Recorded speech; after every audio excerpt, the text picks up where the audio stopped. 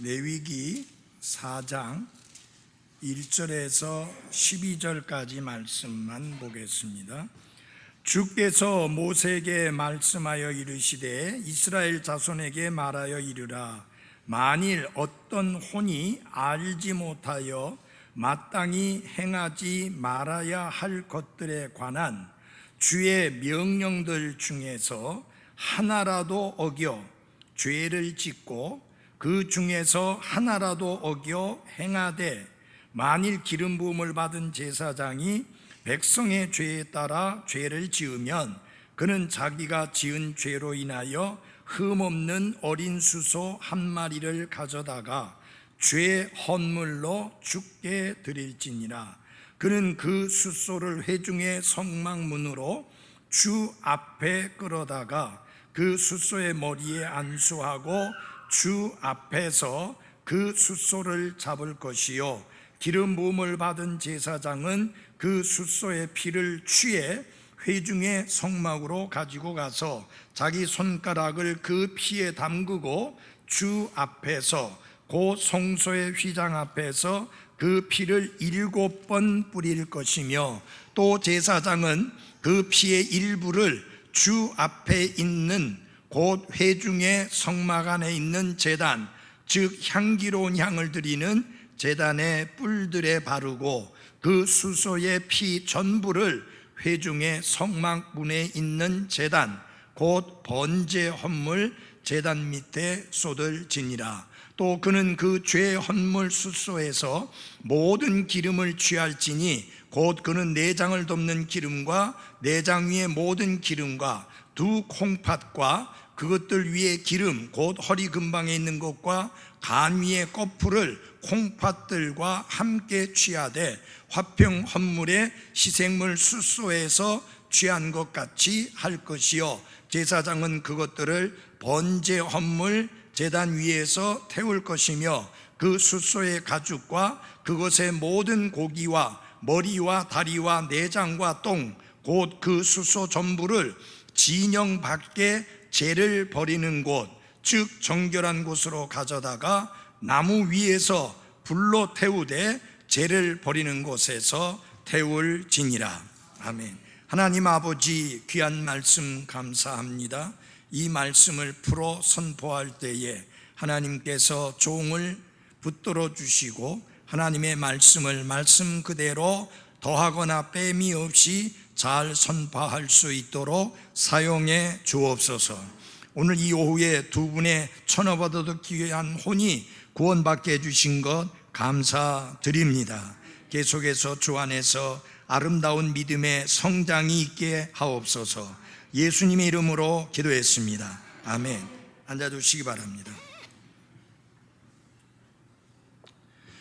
오늘은 죄 헌물입니다. 이 죄 헌물과 관련해서 오늘 설교 제목은 이렇게 되어 있지요. 한번 같이 보겠습니다. 시작. 새롭고 살아있는 길. 새로운 길이고 살아있는 길, 그것을 가르쳐 주는 것이 바로 죄 헌물과 연관된 하나님의 말씀의 가르침입니다.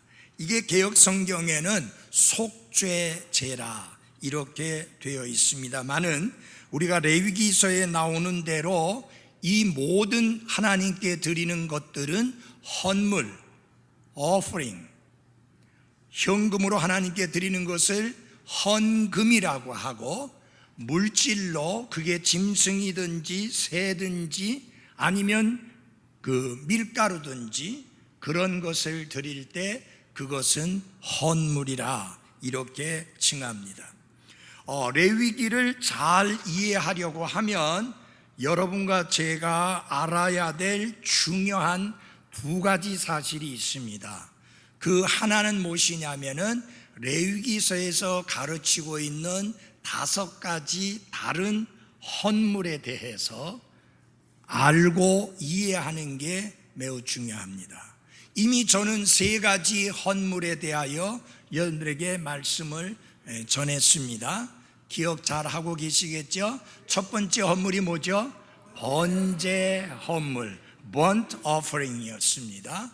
그 다음에 두 번째 헌물은 음식 헌물이었습니다. 이게 개역 성경에서는 소제라 이렇게 되어 있었습니다. meat offering이라고 이렇게 이야기를 합니다. 그 다음에 세 번째 헌물, 지난 주일날 설교한 무슨 헌물?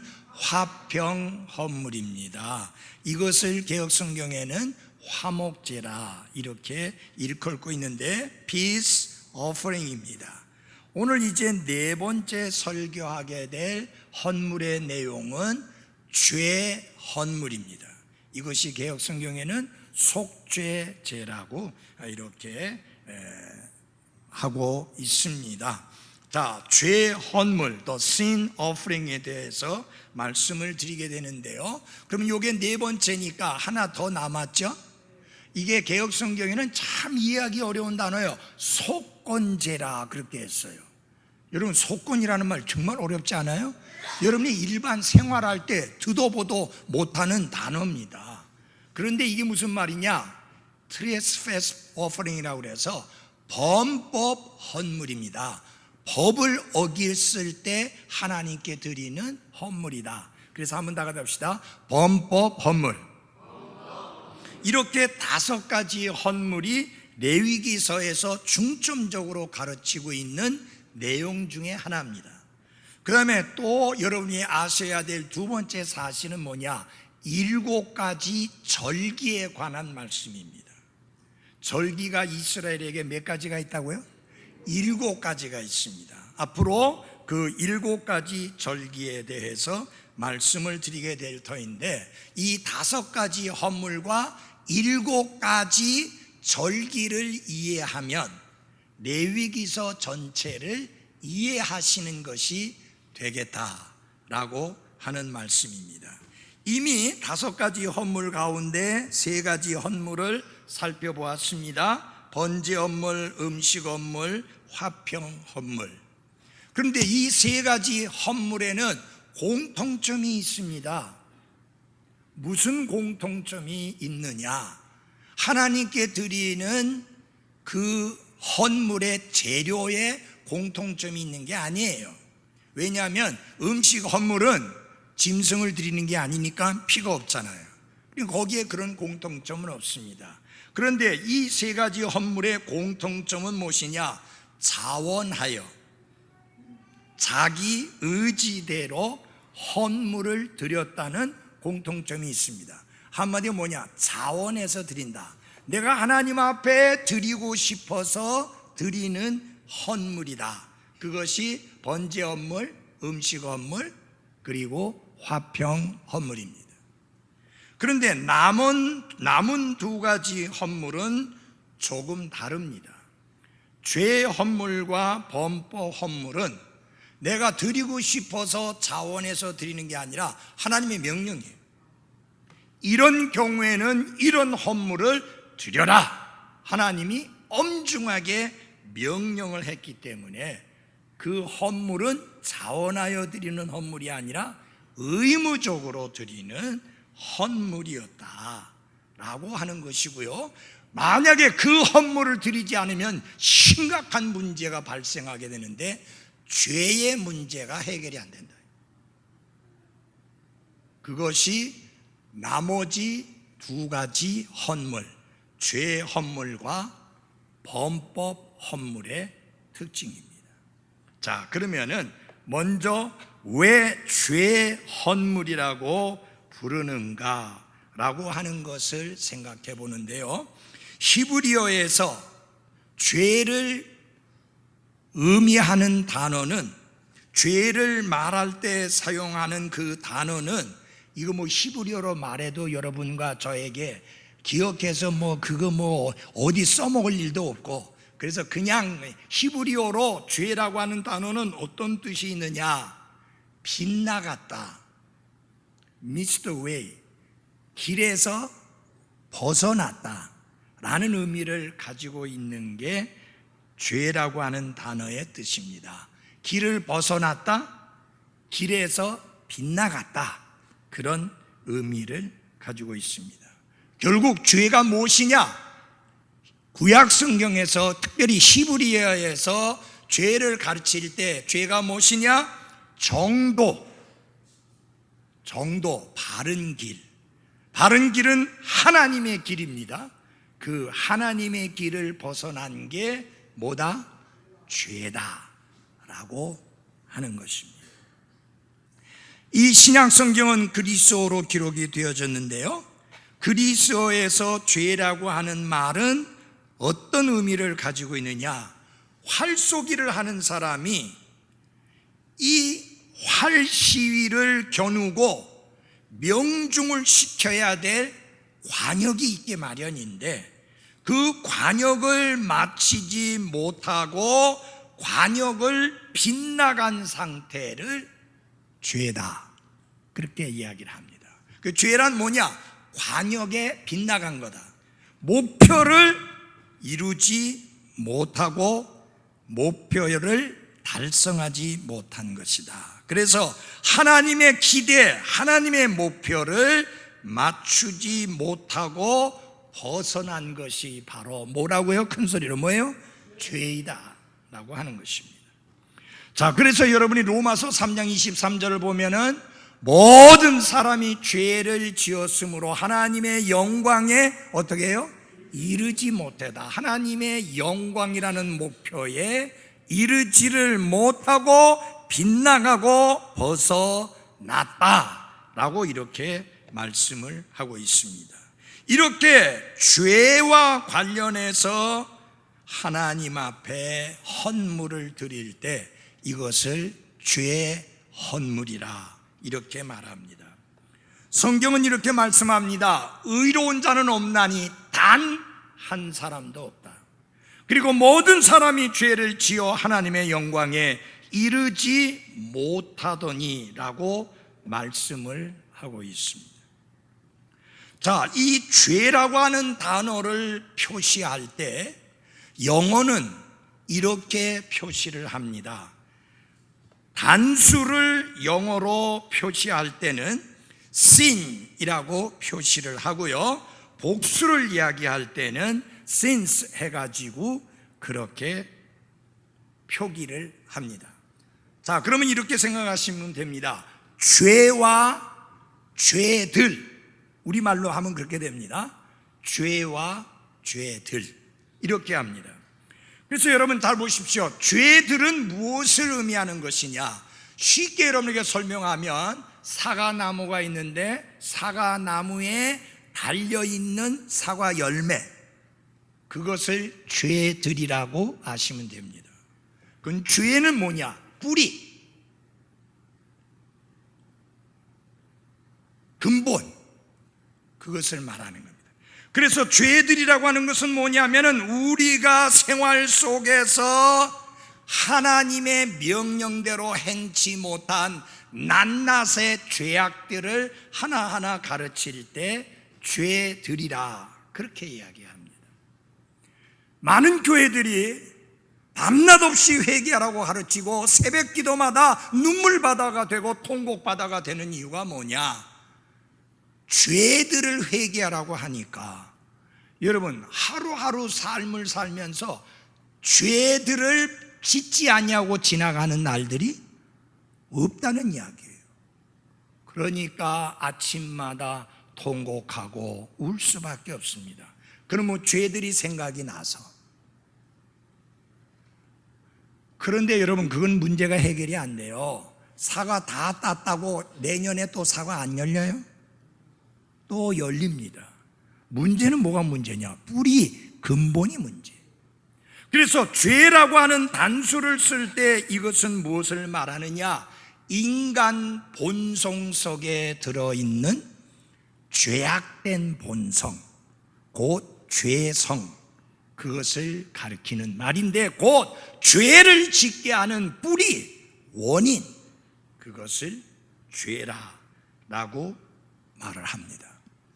잘 들어주십시오. 흔히 사람들은 내가 죄를 지었기 때문에 죄인이라는 생각들을 합니다. 그래서 전도하다 보면 당신은 죄인입니다만 발칵 화를 냅니다. 내가 무슨 죄를 지었다고 나보고 죄인이라고 하느냐?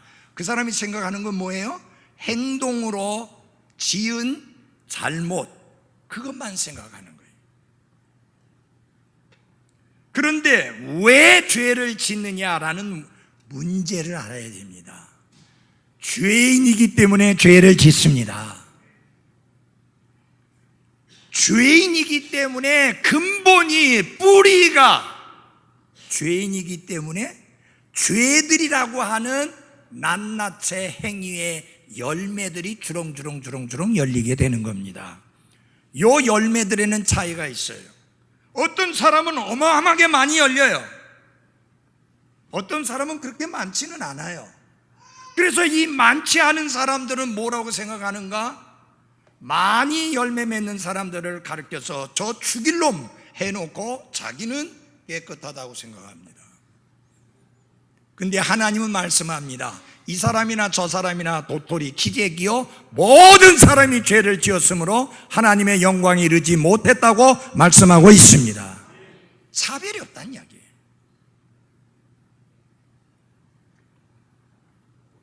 그래서 성경이 가르치는 핵심적인 가르침 중에 하나가 뭐냐? 사람이 죄를 지었으므로 죄인 된 게 아니라 죄인이기 때문에 죄를 짓는다.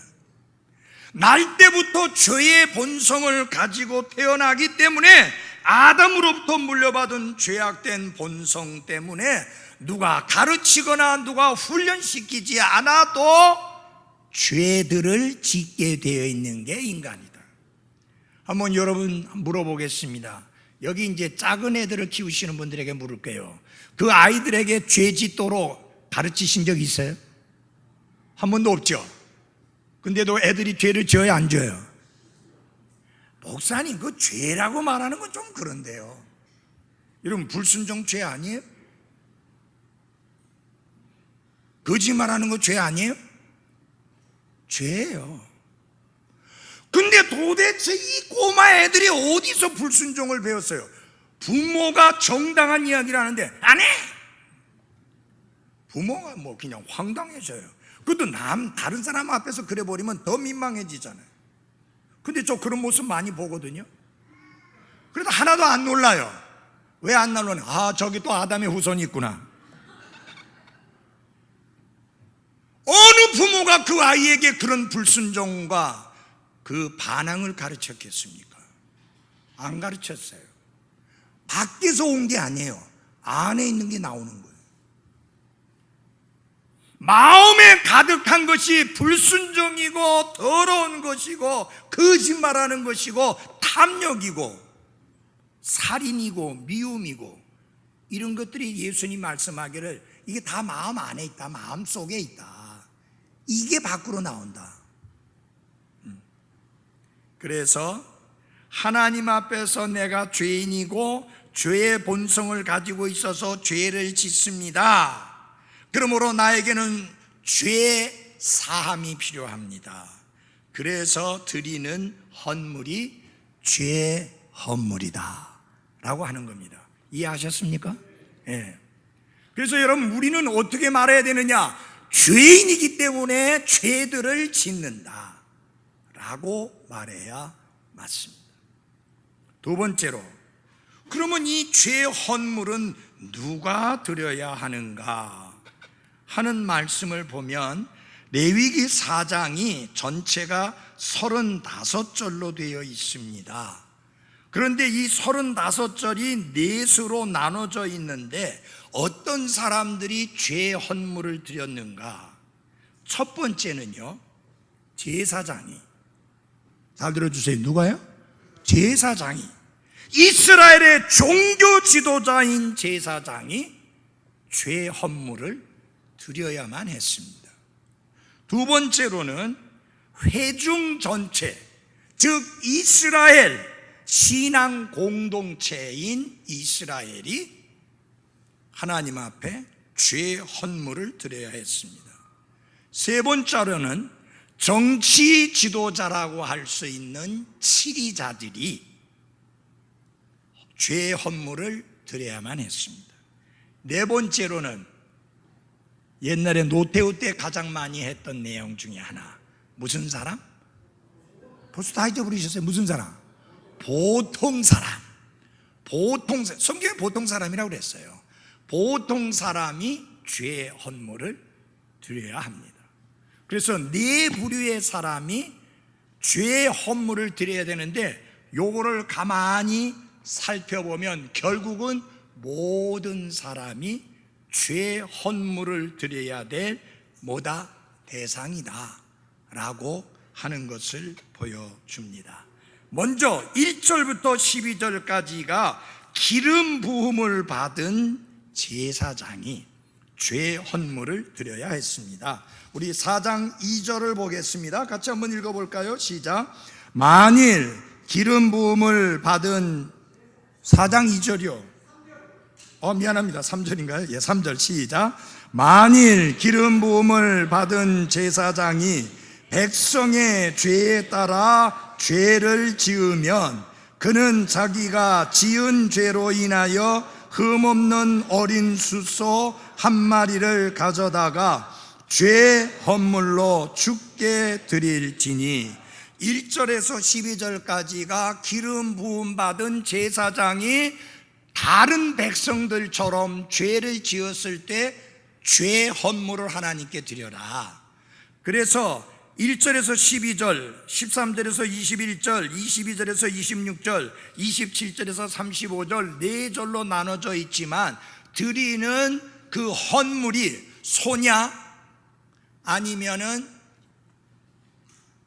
양이냐 순년소냐 그런 차이가 있을 뿐 똑같은 내용을 반복하고 있습니다. 자, 기름 부음을 받은 제사장은 이스라엘의 종교 지도자입니다. 고대 이스라엘에서는 종교 지도자의 위치가 신앙을 담당하는 역할을 했었기 때문에 보통 정치 지도자보다도 더 높은 자리에 있었습니다.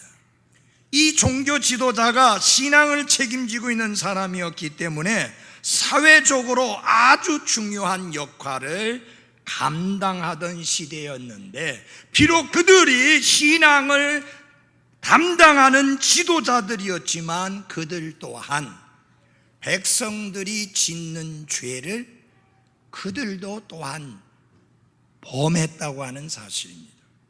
그래서 그들은 죄를 지으면 반드시 죄 헌물을 드려야 했습니다.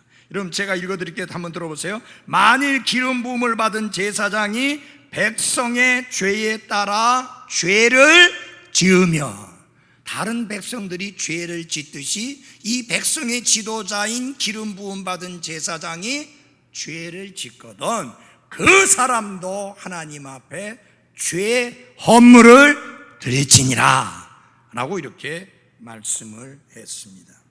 근데 13절 이하를 보면 이스라엘 전체 회중이 죄 헌물을 드려야 된다고 했는데, 잘 보면 죄 헌물을 드리는 전체 회중이나 제사장이나 똑같이 죄의 헌물을 드렸던 것을 보게 됩니다. 왜 똑같이 드렸을까요? 그것이 바로 지도자의 범죄도 전체 회중의 범죄와 똑같이 취급되었다는 사실을 보여줍니다. 여러분, 이스라엘의 신앙 지도자이기 때문에, 종교 지도자이기 때문에 그 사람들은 죄를 지어도 그냥 넘어갈 수 있고, 회중 전체는 죄를 지으면 반드시 죄 헌물을 드려야 되는 게 아니라 똑같이 다 죄를 지으면 죄 헌물을 드려야만 했습니다. 오히려 지도자가 타락하게 되면 전체 공동체에 끼치는 영향이 너무나 크기 때문에 오히려 다른 사람들보다 모범적으로 죄를 지었을 때 모범적으로 죄 헌물을 빨리 드렸어야만 했습니다. 자, 그 다음에 두 번째는 제사장, 기름 부음 제사장 말고 전체 회중이라고 나옵니다. 13절입니다. 4장 13절 한번 같이 봐주십시오.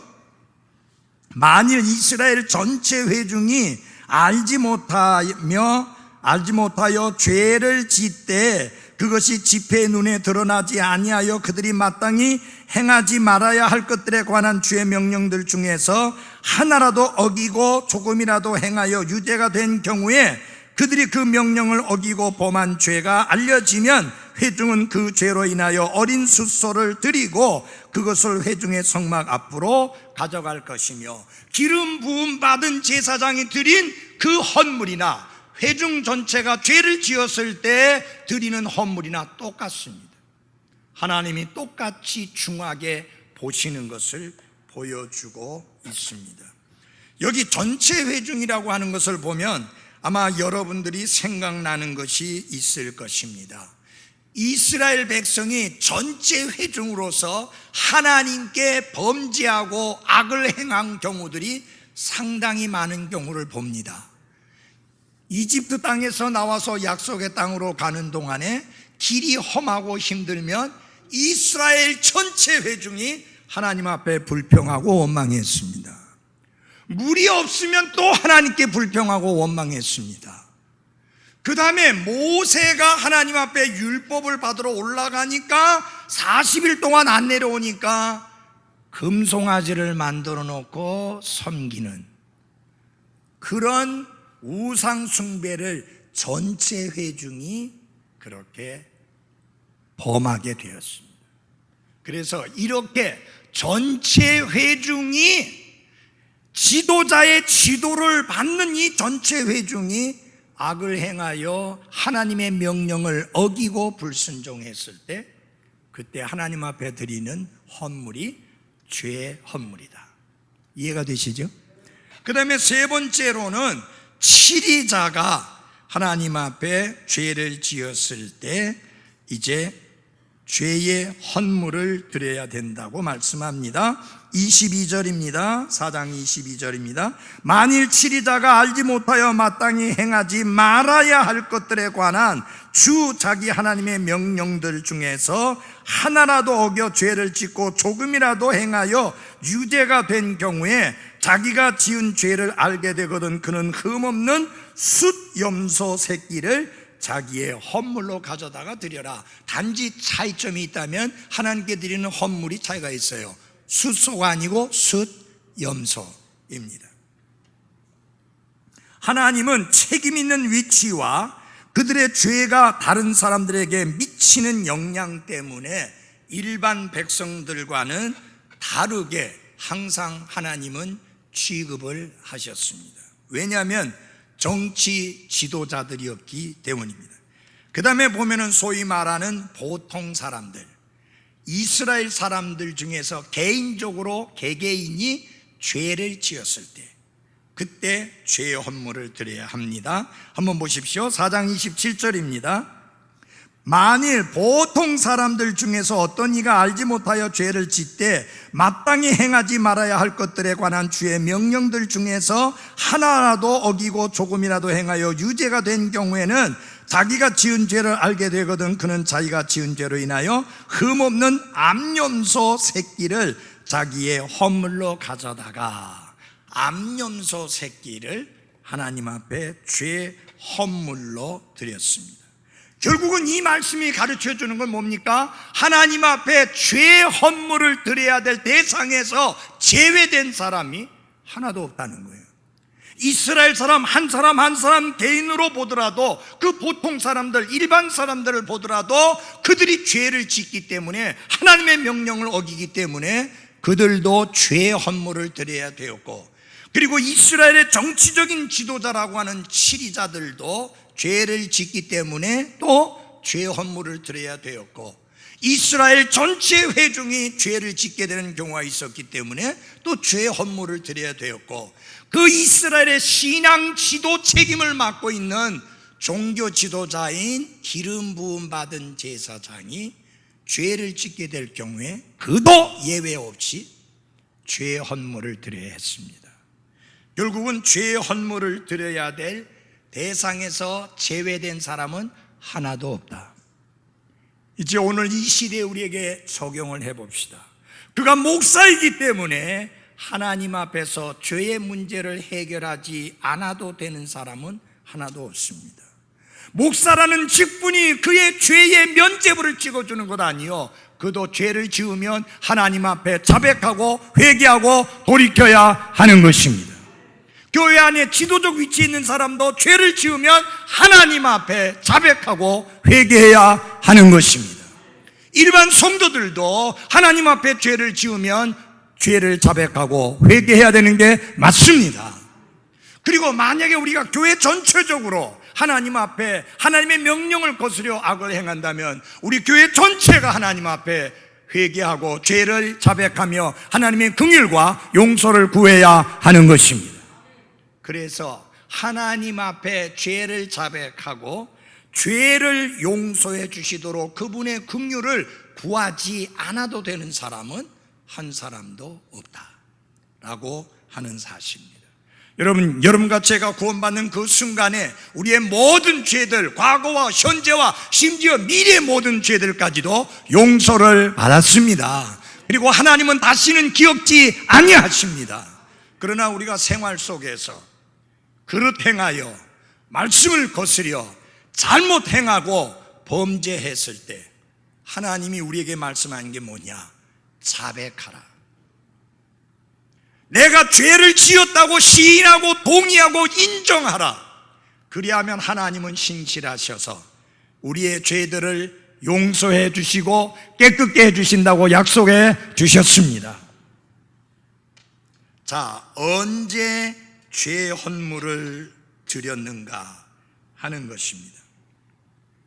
여러분, 여기 4장 2절 13절 계속 나오는 것 중에 어떤 말씀이 나오느냐면 알지 못하여 마땅히 행하지 말아야 할 것들에 관한 주의 명령들 중에서 하나라도 어겨 죄를 짓고, 그게 뭐냐면 여러분 중요하게 여기셔야 되는 게 뭐냐면 알지 못하여 부주의하는 중에 혹은 무지로 인하여서 하나라도 그 명령을 어겨 행했다고 하면, 하나님의 명령을 어겨 행했다고 하면 하나님 앞에 죄 헌물을 드려야 한다라고 말씀했습니다. 근데 여기서 보면 계속 재미있는 말씀이 반복됩니다.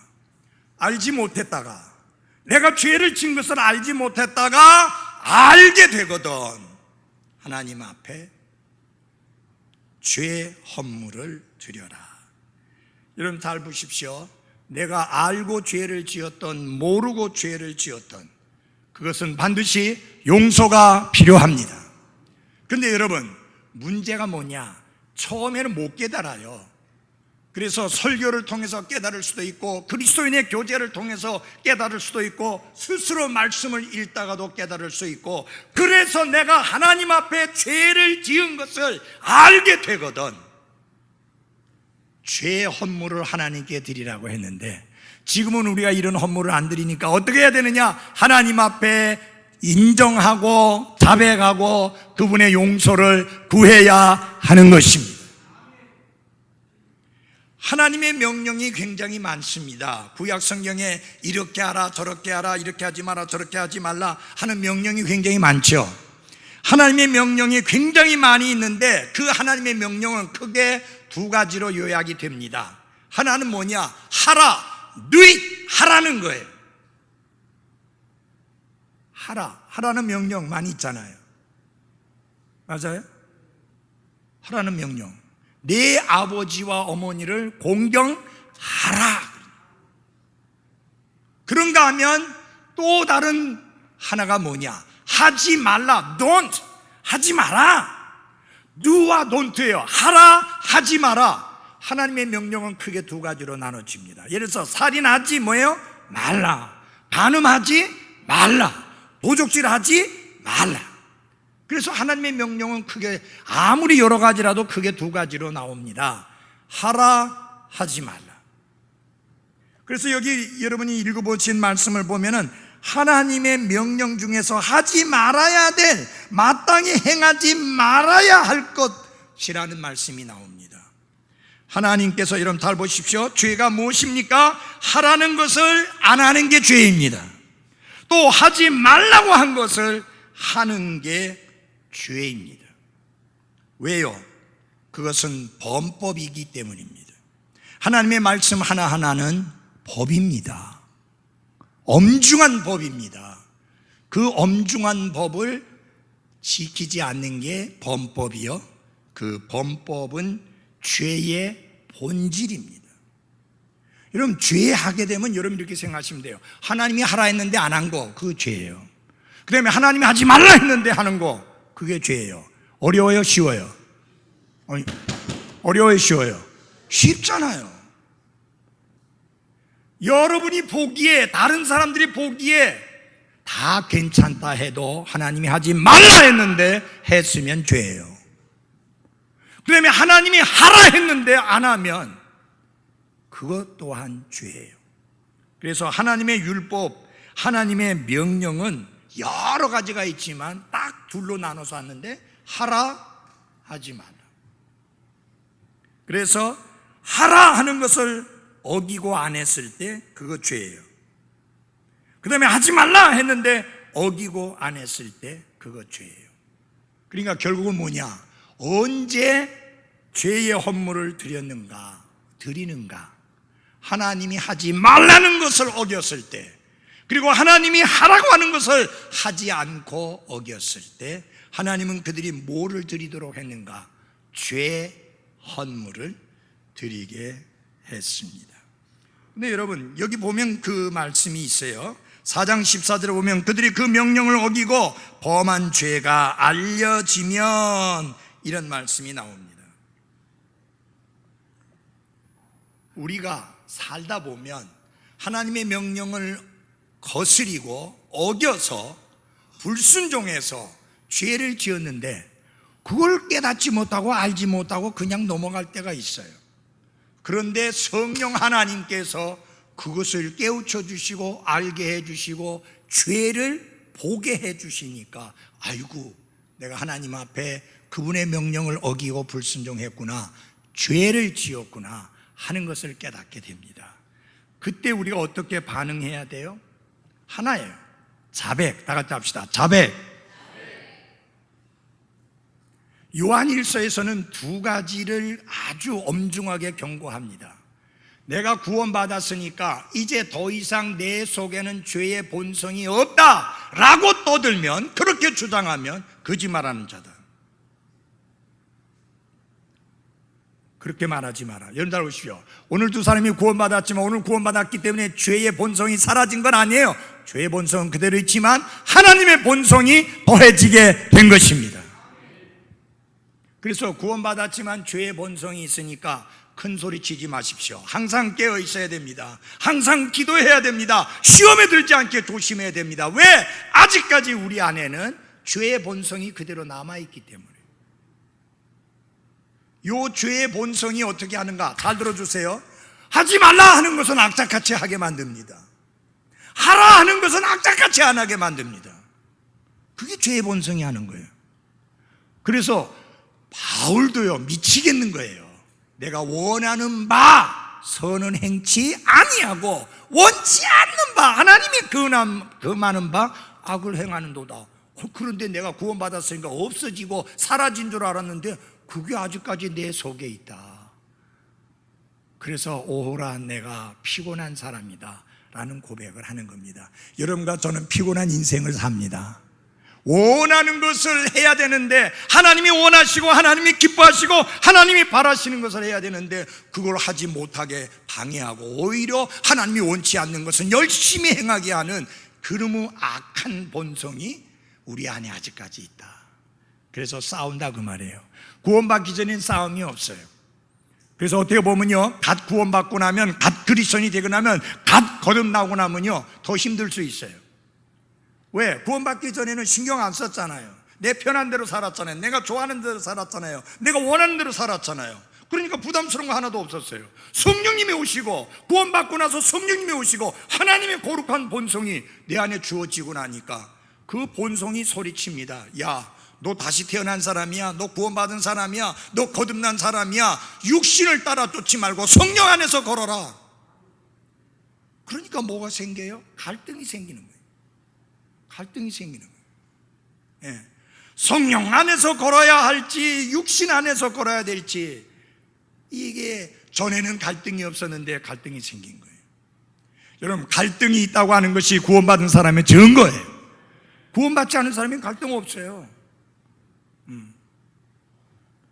그래서 이 갈등은 언제까지 계속될 건가? 좀 빨리 끝나버리면 좋겠는데 죽을 때까지 안 끝나요. 그래서 우리가 깨어있어 기도해야 하는 겁니다. 그래서 하나님의 말씀이 필요한 겁니다. 그래서 주의 이름으로 함께 모이는 성도의 교제와 경배 시간이 중요한 겁니다. 이런 보존의 시간을 받으려면 여러분 모여야 되잖아요. 아멘. 집에 시원한데 에어컨에 누워가지고 에어컨 바람 쐬면서 텔레비 보고 있으면 무슨 도전 받아요? 세상과 짝하고 세상과 동화되고 세상과 하나 되는 죄악된 본성에 따라 살아가도록 하는 충동이나 받지, 이런 거룩한 충동 못 받잖아요. 맞아요? 예. 불편하지만 이 거룩한 충동은 받으셔야 합니다. 불편하지만 거룩한 도전은 계속 받으셔야 합니다.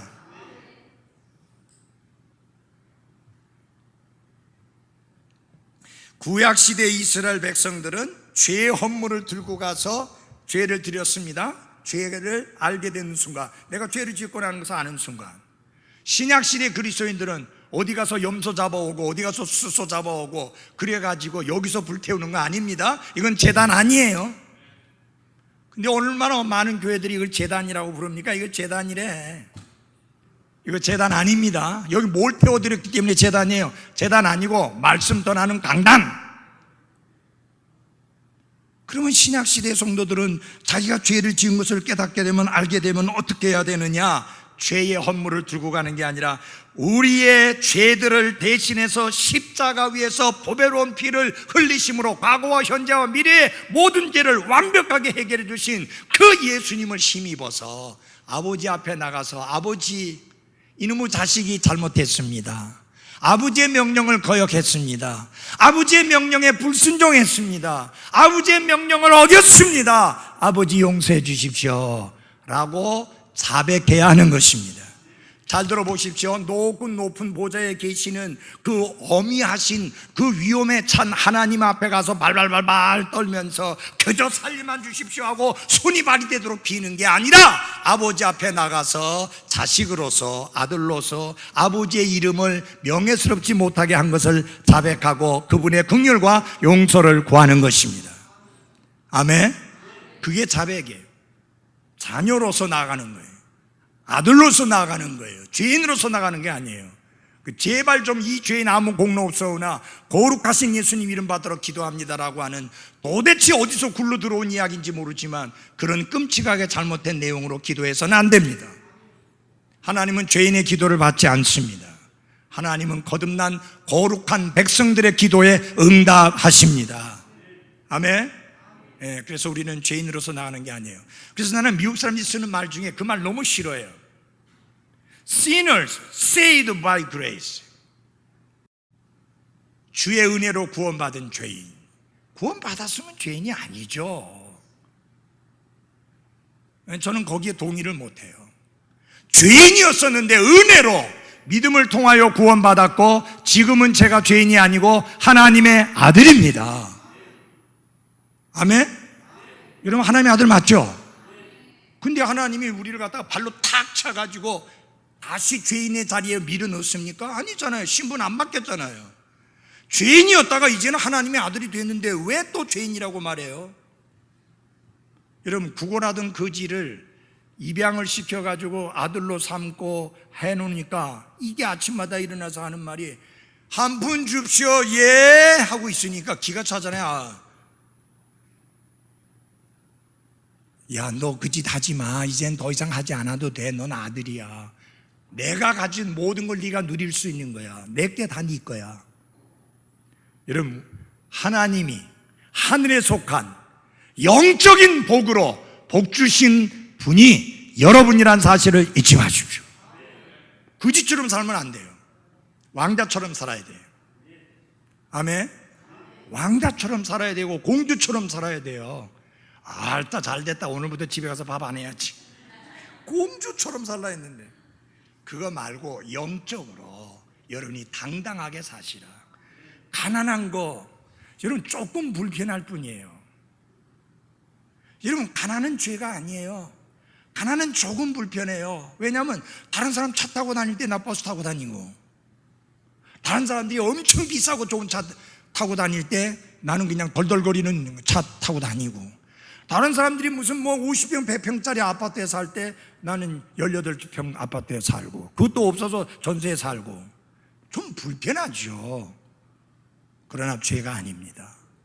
하나님의 자녀답게 하루하루를 당당하게 살아가시길 바랍니다. 여러분, 잊지 마십시오. 하나님 앞에서도 때를 따라 도와주시는, 필요를 따라 채워주시는 하나님의 은혜를 구하기 위하여 하나님의 왕자 앞에도 당당하게 나가는데, 담대하게 나가는데 우리가 기죽어야 될 때가 어디예요? 없어요. 스바냐서에 있는 말씀을 보면 우리말로 요새식으로 표현하면 기죽지 말라, 그 말이에요. 내가 너를 사랑한다, 내가 너를 기뻐한다, 내가 너를 구원했다. 그러니까 기죽지 마라. 기죽지 마십시오. 취업, 내 새끼들 빨리 취업 안 된다고 기죽지 마십시오. 때가 되면 취업해. 여러분, 하고 있는 일 잘 안 풀린다고 기죽지 마십시오. 때가 되면 또 풀릴 수 있어요. 안 풀리면 안 풀린 대로, 풀리면 풀린 대로 감사하며 기뻐하며 당당하게 살아가시기를 바랍니다. 자, 어떻게 그러면 죄의 헌물을 드렸는가? 5가지 단계가 있었는데요. 첫째 하나는 먼저 선택을 해야 되는데 흠 없는 짐승을 선택해야 됐습니다. 숫소이든지 수염소이든지 항상 흠이 없는 것을 선택해야 됐습니다. 사랑하는 여러분, 하나님 앞에 죄의 용서를 위해서 죄의 헌물을 드린다면 흠이 없는 헌물을 드려야 되는데, 우리 가운데 누가 그런 흠이 없는 헌물을 드릴 수 있습니까? 우리에게는 흠투성이에요. 머리끝부터 발끝까지 성한 데가 하나도 없어요, 하나님 보시기에. 그러니까 우리에게는 흠이 없는 헌물이 없어요.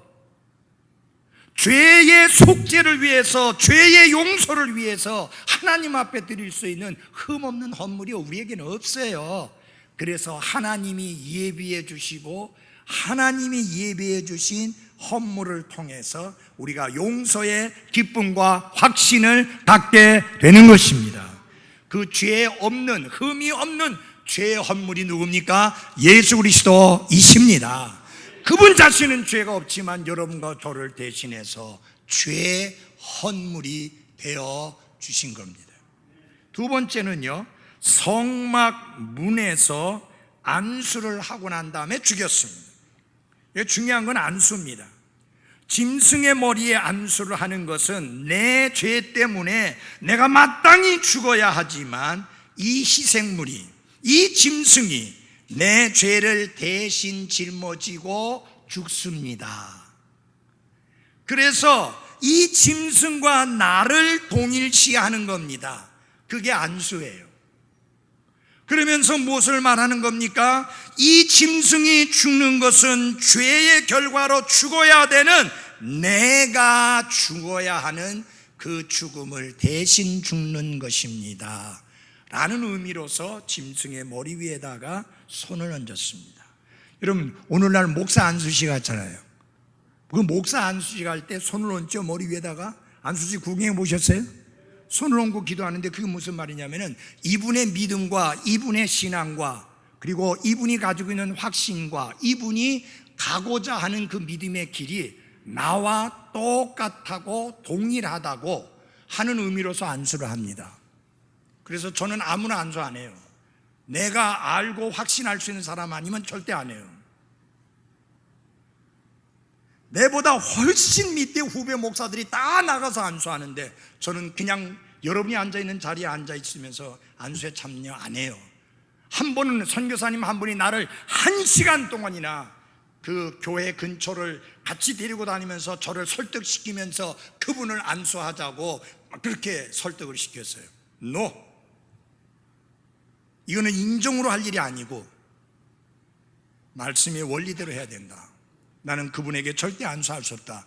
나는 그분이 내 믿음과 동일한 믿음을 가지고 있고, 내가 가지고 있는 확신을 똑같이 가지고 있고, 내가 가지고 있는 도덕적인 그 가치관과 그 인생관에 대한 책임에 대해서, 윤리에 대해서 나와 똑같이 동일하지 않다. 그래서 내가 손을 얹어서 동일시할 수 없다. 안 했는데 얼마나 감사한지 몰라요. 그래서 그 목사가 된 사람은 그 부인을 때려 죽이겠다고, 때려잡겠다고 쫓아다니고, 부인은 나 살려라고 소리 지르면서 도망치고, 그 사람이 목회하던 그 동네에서, 여러분 제가 그런 사람에게 안수하는 거 얼마나 감사한지 몰라요. 나중에 결국 이혼하고 말았어요. 성경에서도 함부로 안수하지 말라고 했어요. 그것은 다른 사람의 죄에 동참하는 것이다 했어요. 저는 그렇게 하고 싶지 않습니다. 안수는 동일시하는 거예요. 이 짐승이 나와 똑같습니다. 대신에 내가 죽어야 되는데 이 짐승이 대신 죽습니다. 왜 그 죄 없는 짐승이 죽습니까? 내 죄를 대신 졌기 때문입니다. 그래서 반드시 짐승을 죽이기 전에 뭐 한다? 안수해서 죄를 그쪽에 전가시키는 것입니다. 그 대신 죽은 짐승은 우리에게 무엇을 보여줍니까? 하나님의 은혜로 말미암아 나는 죽지 않고 살게 된다, 구원받는다, 그걸 보여주는 거예요. 내가 죽어야 되는데 그 짐승이 대신 죽었으니까 난 안 죽어도 돼요. 그게 은혜요, 구원이에요.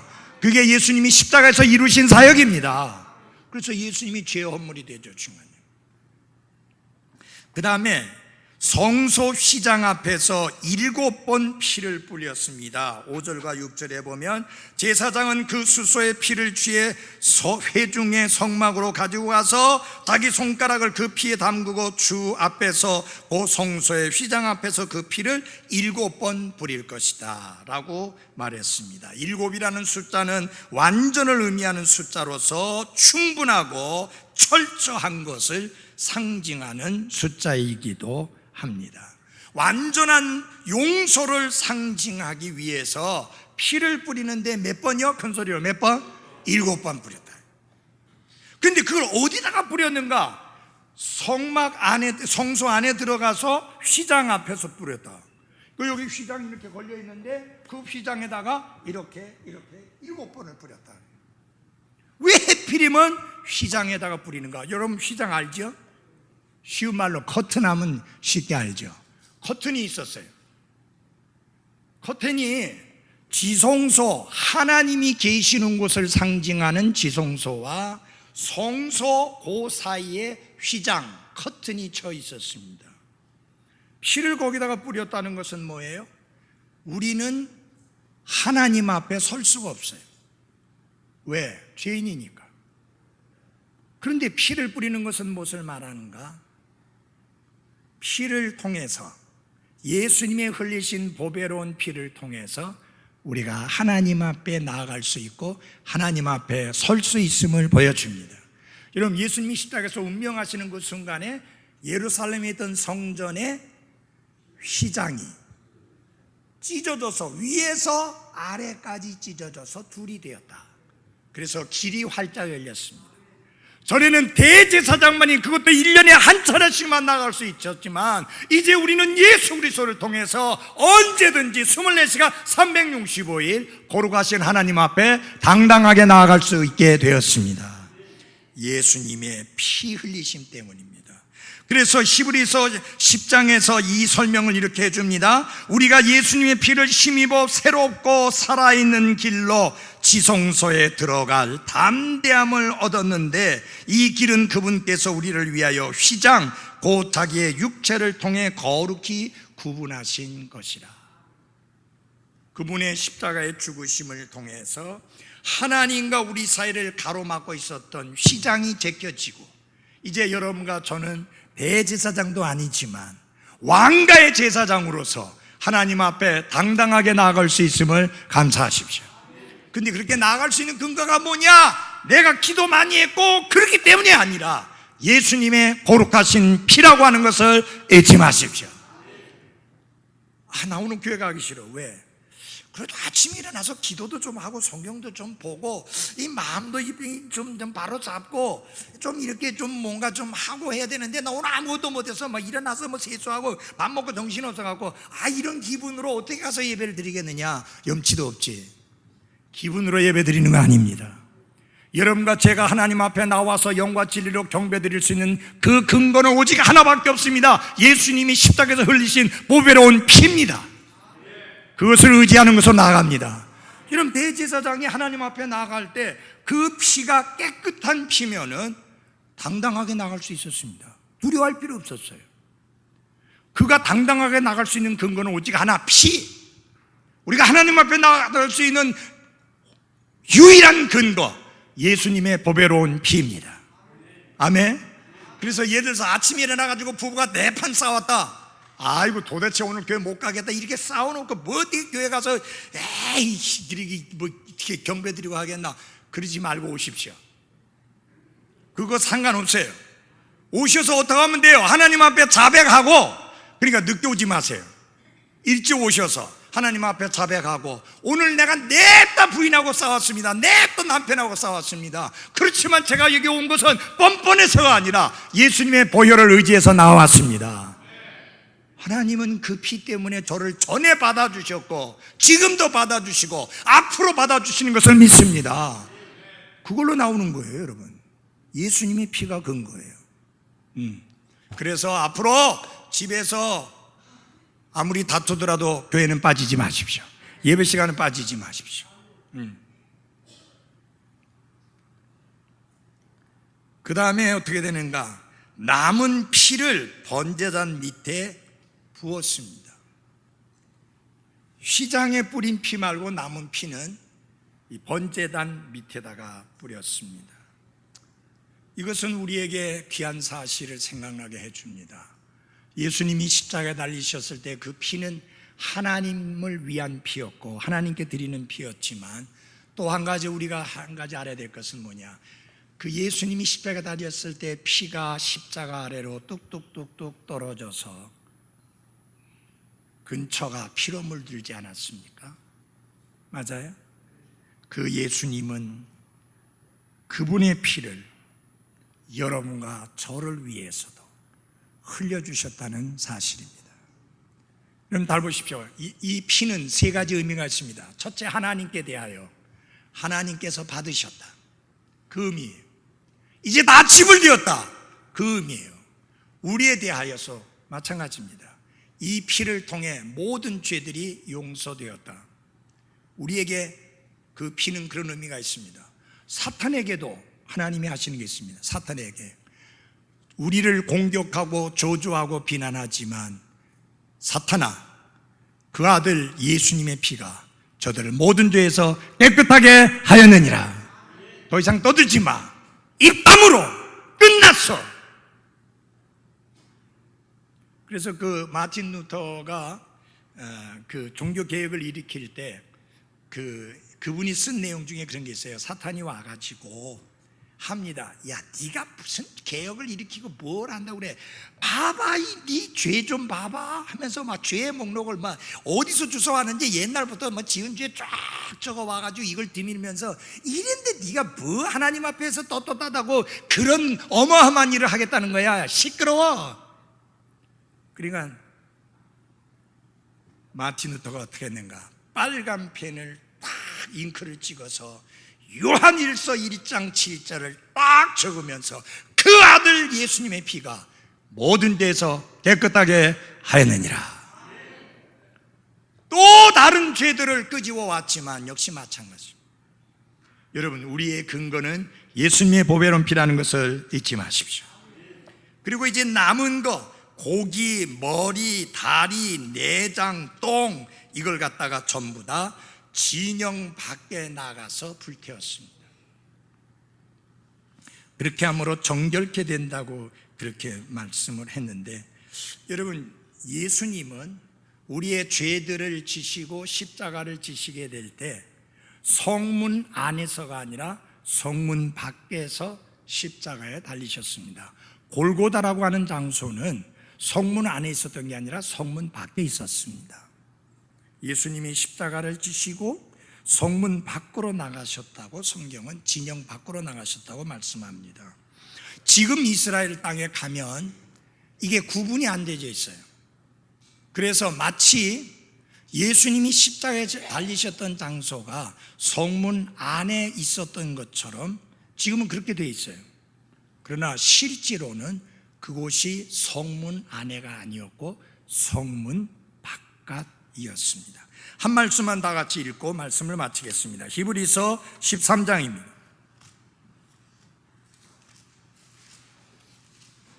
히브리서 13장 11절입니다.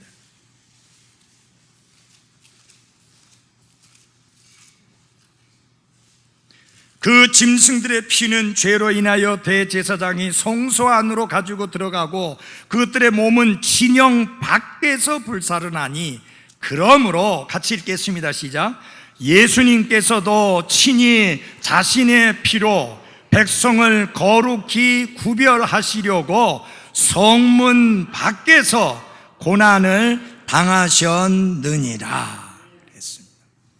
우리를 대신해서 십자가를 지시고 성문 밖 골고다 언덕에서 고난을 당하시고 피를 흘리시고 생명을 내어주신 예수님, 우리가 무엇을 드린들 너무 과하다 하겠습니까? 예수님은 우리에게 생명을 내어주셨는데 나와 여러분은 무엇을 드려야 할까요? 기도하겠습니다.